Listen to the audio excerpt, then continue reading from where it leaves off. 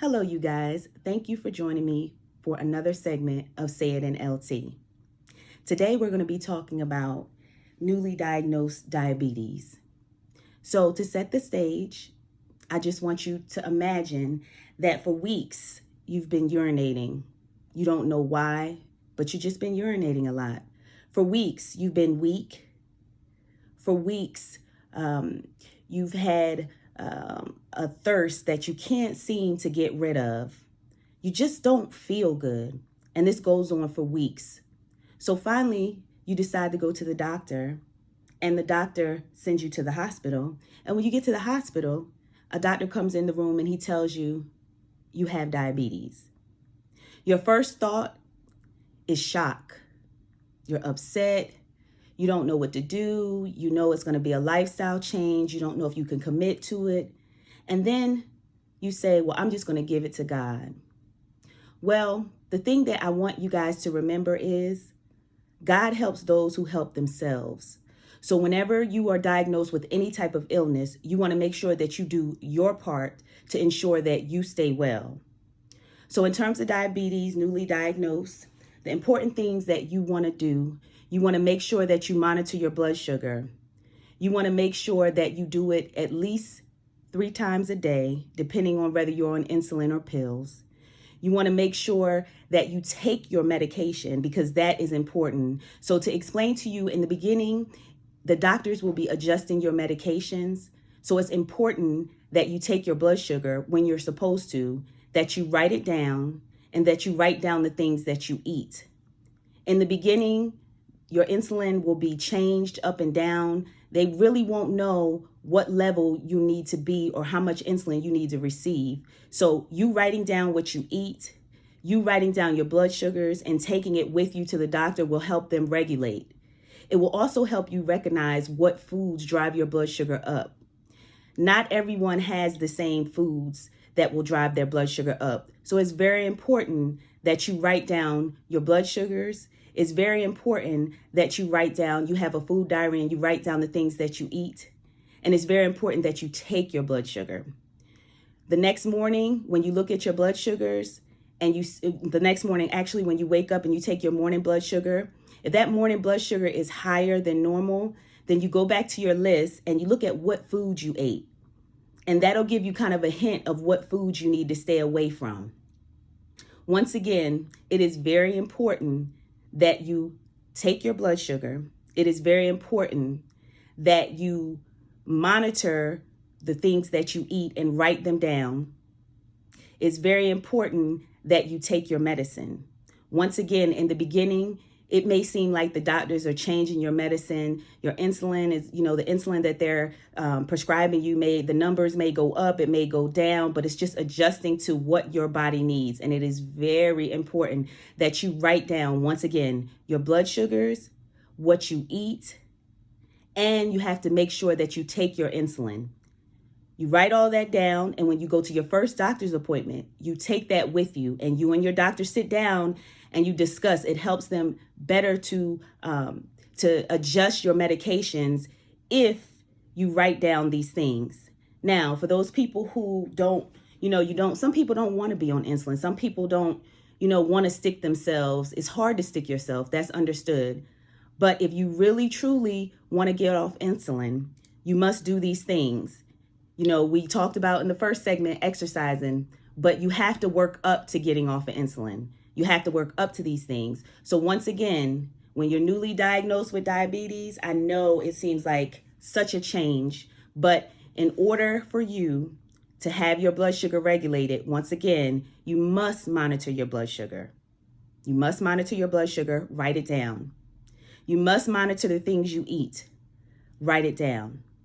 Make sure that you take your medication and make sure that you take the medication, i.e. whether it's metformin, whether it's insulin, as the doctor prescribed. For instance, fast-acting insulin, that would be an insulin that you would take with meals.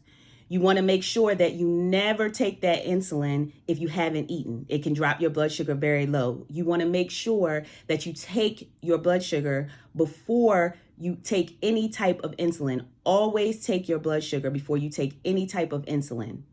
If it's an insulin that you're supposed to eat with, make sure you eat. If it's an insulin that's long acting, which they call, you may see Lantus, those are long acting insulin. Those are insulins that kind of keep your blood sugar at a steady rate. But once again, you always take your blood sugar before you take insulin. So the things I want you to remember from this segment is, yes, it's hard being diagnosed with diabetes, but you want to get it under control from the beginning. And if you get it under control from the beginning, those things that you have to do would be to monitor your blood pressure, monitor your blood sugar 3 to 4 times a day. Write it down. Monitor what you eat. Write it down. Take your medicine and keep track of all of this. And when you keep track of it, each doctor's appointment, you take it with you, and it will be easier for the doctor to find out what insulin regimen you need. Now, if you're not on insulin yet, let's say you're on metformin or you're on some type of oral diabetes medication, you still want to practice taking your blood sugar at least 1 time a day. You want to be able to know what your blood sugars are at. And the reason why I say this is because you want to know if what you're taking is managing your blood sugar. You never want your blood sugar to be high for long periods of time. And this is the reason why. Whenever our red blood cells move through our vessels, our red blood cells are a certain shape.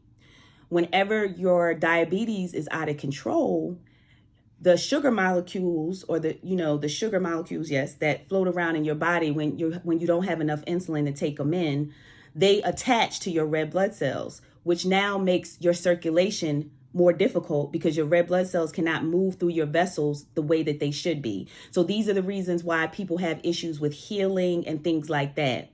So once again, you want to do everything that you possibly can to keep your blood sugar controlled. And like we talked about, that is taking your blood sugar like you're supposed to as prescribed. That is writing down what you eat to see what spikes your blood sugar and what things don't. That is making sure that you take your medicine as prescribed. And then once you do this, if you decide that insulin is not something that you want to do, if you decide oral meds are not something that you want to do, now you've got it under control, and you can begin with the doctor to try to get yourself to a point where you don't need it. But that is something that you do with the doctor. You never stop taking your medicines without speaking to the doctor. And this is it's a job. It's something that you have to work towards. You don't just stop because you feel like you don't need it anymore. Because if you're diabetic and you need insulin, when you stop, your blood sugar will go right back up. If you don't have it managed, if you haven't done what you need to do to bring your blood sugar back under control. So once again, the things I want you to leave with is if you're newly diagnosed with diabetes, and even if you've had it for a while, the most important things to do are to monitor your blood sugar at least 3 or 4 times a day if you're on insulin, at least once if you're taking oral diabetes meds. You want to write down what you eat to look for highs and lows or spikes in your blood sugar based on the food you eat. And you want to make sure that you take your medication as directed, whether it's oral, whether it's insulin. These things, you do it in order to get it under control. And once you have your blood sugar under control, you can then speak with your doctor about what things you can do to come off of it. Now, to be honest with you, some of us will never come off of insulin. Some of us will never be able to come off of oral diabetes meds. But in order to see if that is a possibility for you, you must get your blood sugar under control. Once again, thank you for joining me for Say It in LT. You guys have a good day.